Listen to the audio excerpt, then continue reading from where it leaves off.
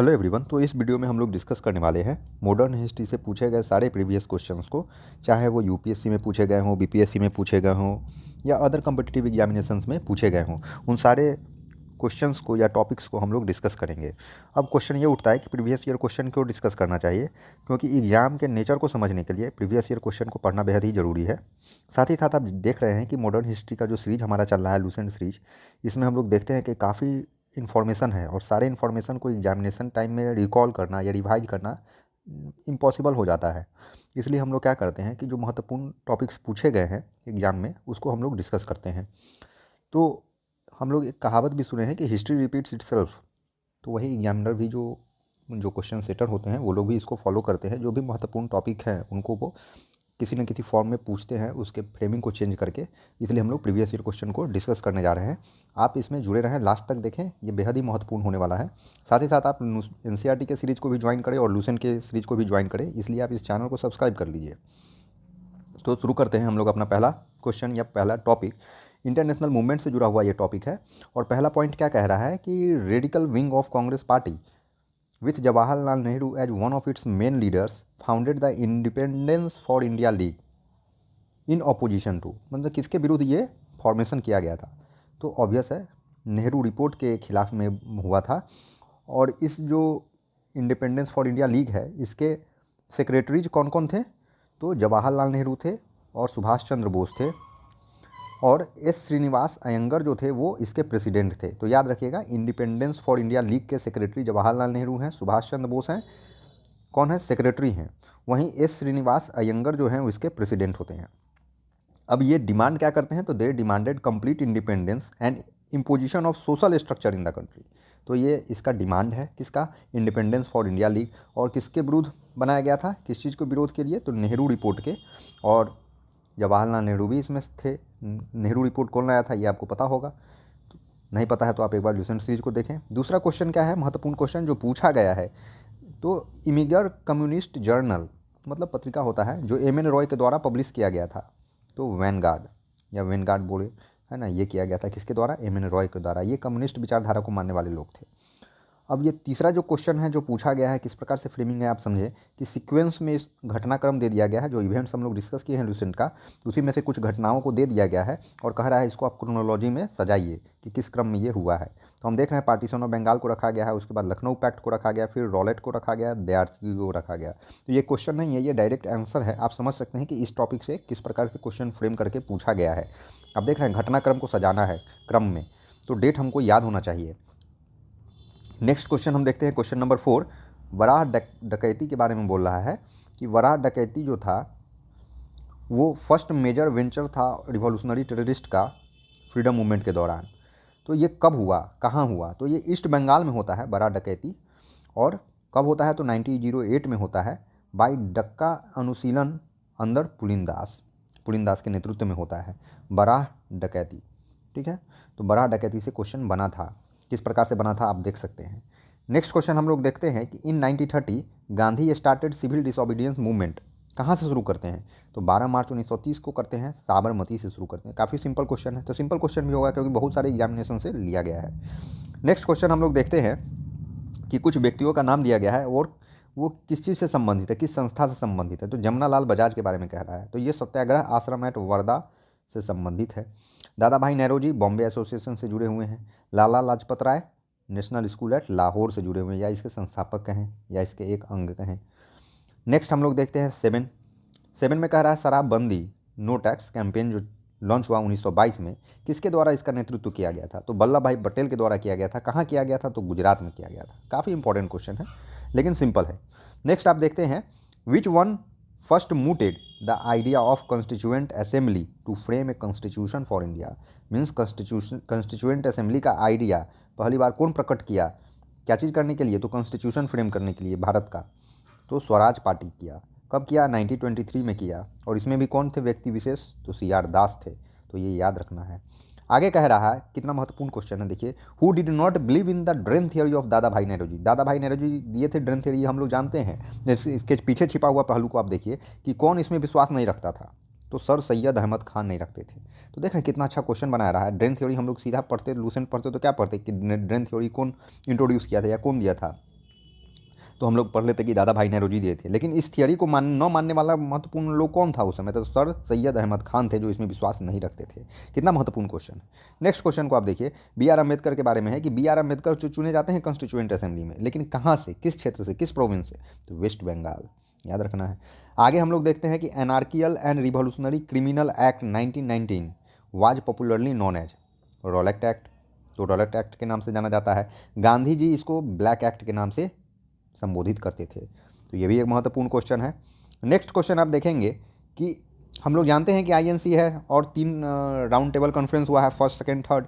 लेकिन क्वेश्चन पूछ रहा है कि आईएनसी किन किन राउंड टेबल कॉन्फ्रेंस में पार्टिसिपेट नहीं करता है? तो पहला में नहीं करता है और तीसरा में नहीं करता है, सेकंड वाले में तो जाता है। और कौन इंडियन नेशनल कांग्रेस को वहाँ रिप्रेजेंट करता है, इसको आप कमेंट में लिख के भेजिए अगर याद है तो। नेक्स्ट क्वेश्चन हम देखते हैं कि prominent leader of Congress socialist party. अब देखिए कांग्रेस सोशलिस्ट पार्टी के बारे में चर्चा है कि कांग्रेस सोशलिस्ट पार्टी के प्रोमिनेंट बने महत्वपूर्ण नेता कौन कौन थे। तो सबसे पहला बात कि इसको फॉर्म किया गया था 1934 में। किसके द्वारा? तो जेपी नारायण, आचार्य नरेंद्र देव, बसावन सिंह और योगेंद्र शुक्ला के द्वारा। तो प्रोमिनेंट लीडर यही लोग होंगे, जेपी नारायण, आचार्य नरेंद्र देव, योगेंद्र शुक्ला, बसावन सिंह। और फॉर्म कब हुआ था? तो 1934 में हुआ था। कौन? तो कांग्रेस सोशलिस्ट पार्टी। काफ़ी महत्वपूर्ण क्वेश्चन है। नेक्स्ट क्वेश्चन हम लोग देखते हैं कि पर्सन और बुक, जो पर्सन है और कौन सा बुक लिखे हैं, ये भी बुक एंड ऑथर पूछता है। तो Surendra Nath Banerjee a nation in making लिखे थे। मोहनदास करमचंद गांधी हिंद स्वराज लिखे थे। Subhash Chandra Bose the Indian struggle लिखे थे। लाजपत राय ऑटोबायोग्राफिकल राइटिंग्स लिखे थे। तो देख रहे हैं यहाँ से भी क्वेश्चन बन रहा है बुक एंड ऑथर से। ये सारे पूछे गए क्वेश्चन हैं, आप फोकस कीजिए इस पर। जवाहरलाल नेहरू के बारे में है कुछ इन्फॉर्मेशन जिससे क्वेश्चन बना था। अब क्या बना था, डायरेक्ट क्वेश्चन फ्रेम किया हुआ नहीं है, लेकिन इससे बना था। तो पहला बात क्या कह रहा है, आचार्य JB कृपलानी जो थे वो प्रेसिडेंट थे इंडियन नेशनल कांग्रेस के या इंडियन कांग्रेस पार्टी के। कब? 1947 में। मतलब इंडिपेंडेंस के दौरान कांग्रेस के अध्यक्ष कौन थे? तो ये क्वेश्चन बनता है, तो JB कृपलानी थे। दूसरा कह रहा है कि GB Pant form the first Congress ministry in United province before India attend independence. मतलब अगर क्वेश्चन पूछ दे, इसका क्वेश्चन फ्रेमिंग कैसे हो सकता है कि यूनाइटेड प्रोविंस में कांग्रेस मिनिस्ट्री फॉर्म करने वाला व्यक्ति कौन है? तो आप बोलेंगे कि GB पंत है ना। और वो भी कब फॉर्म किए थे मिनिस्ट्री, कांग्रेस मिनिस्ट्री? इंडिया के इंडिपेंडेंस को अटेंड करने से पहले। तो ये भी एक महत्वपूर्ण क्वेश्चन है। नेक्स्ट क्वेश्चन हम लोग देखते हैं कि कुछ व्यक्ति का नाम है और कुछ संस्था है। तो जैसे अभिनव भारत है, यह 1904 में फॉर्म हुआ था। किसके द्वारा? VD सावरकर। अनुशीलन समिति के बारे में बोला है अरविंदो घोष 1906।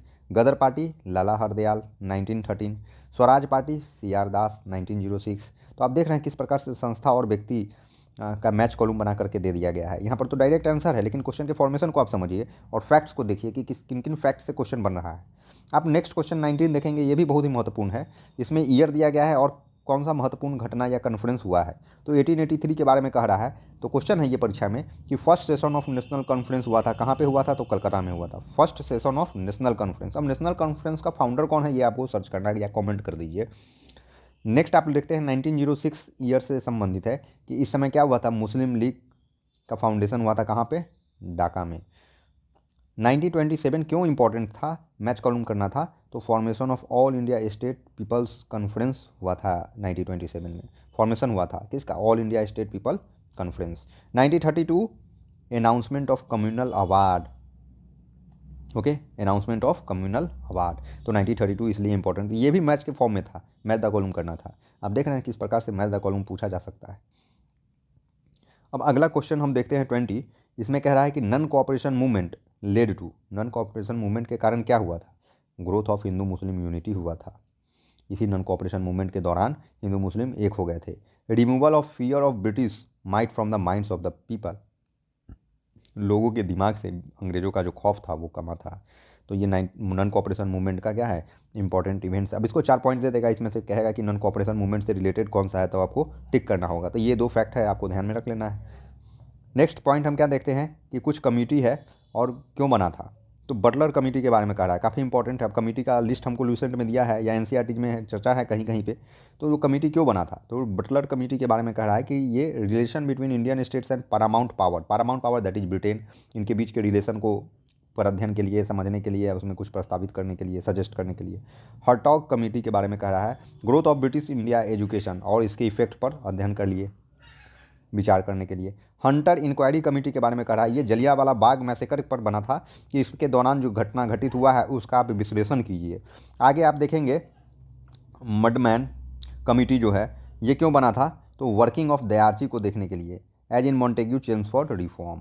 तो आप देख सकते हैं कि इन सारे कमिटीज इंपॉर्टेंट है जो हम लोग जनरली ध्यान में नहीं देते हैं, कुछ लूसेंट से बाहर के भी हैं, लेकिन प्रीवियस ईयर क्वेश्चन में पूछे हैं तो हम लोग इसको याद कर लेंगे, क्या दिक्कत है। नेक्स्ट क्वेश्चन हम देखते हैं, वो है कुछ कमीशन या रिफॉर्म अब किस चीज़ से रिलेटेड है।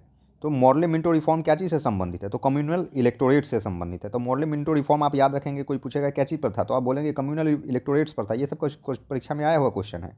दूसरा साइमन कमीशन के बारे में कि साइमन कमीशन क्यों आया था, तो country wise agitation Simon commission से ही रिलेटेड है, उस समय कंट्री वाइज एजिटेशन हो गया था साइमन कमीशन का विरोध। चौरी चौरा से संबंधित क्या है, तो withdrawal of a movement, Chauri Chaura हुआ उसके बाद नॉन कॉपरेशन मूवमेंट जो चल रहा था उसको विदड्रॉ कर लिया गया।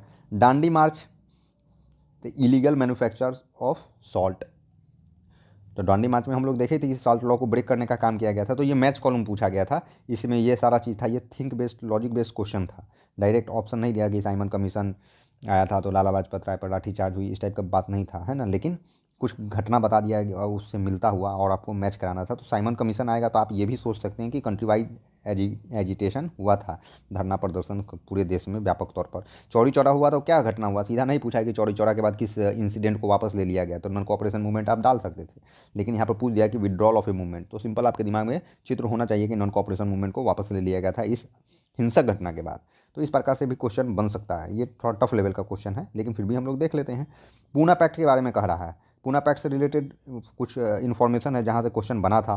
तो Poona pact was signed in 1934, तो याद रहना चाहिए हमको डेट, क्योंकि सीक्वेंस में अगर क्वेश्चन पूछा तो हम लिख सकते हैं कि पूना पैक्ट कब साइन हुआ था, तो 1934 में साइन हुआ था।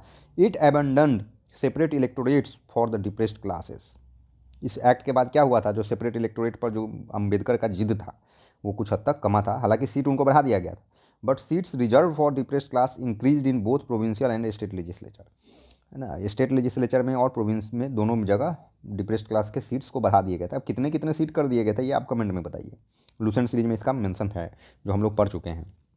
तो पूना पैक्ट से संबंधित इन्फॉर्मेशन आप देख लिए कि क्या है, क्वेश्चन कहाँ से बना था, इन पॉइंट्स का यूज करके क्वेश्चन बन सकता है कि it abandoned separate electorates for the depressed classes. Okay, आगे हम लोग देखते हैं कि MC Setalvad, BN Rao, Alladi Krishnaswami Ayyar were members of, किसके मेंबर थे ये सब मेंबर थे सर्वेंट्स ऑफ इंडिया सोसाइटी के। तो इस प्रकार से भी क्वेश्चन बन सकता है कि सर्वेंट्स ऑफ इंडिया सोसाइटी के मेंबर कौन कौन है, तो MC सीतलवार, BN राव, अलादी कृष्णा स्वामी अय्यर, ये सब मेंबर्स हैं इसके। ये कहाँ बनता है ये संस्था, तो पुणे में बनता है। कब बनता है, तो 12 जून 1905 को बनता है बाई गोपाल कृष्ण गोखले के द्वारा। कौन सा संस्था, तो सर्वेंट्स ऑफ इंडिया सोसाइटी। तो आप समझ गए। अगेन देखिए आप, सीक्वेंस से क्वेश्चन एक और बना है, क्या क्वेश्चन बना है कि तिलक होम रूल लीग जो कि 1916 में फॉर्म होता है, उसके बाद गांधी के का अराइवल जो 1915 में होता है, और फिर आप देखिएगा कामागाटा मारू इंसिडेंट जो होता है वो कब होता है, तो 1914 में होता है। तो आप देख रहे हैं किस प्रकार से 16, 15, 14 इस घटना को हमको क्रोनोलॉजी में अरेंज करना था। ओके, तो ये है। नेक्स्ट क्वेश्चन हम क्या देख रहे हैं, Indian Muslims were not attracted to the extremist movement because.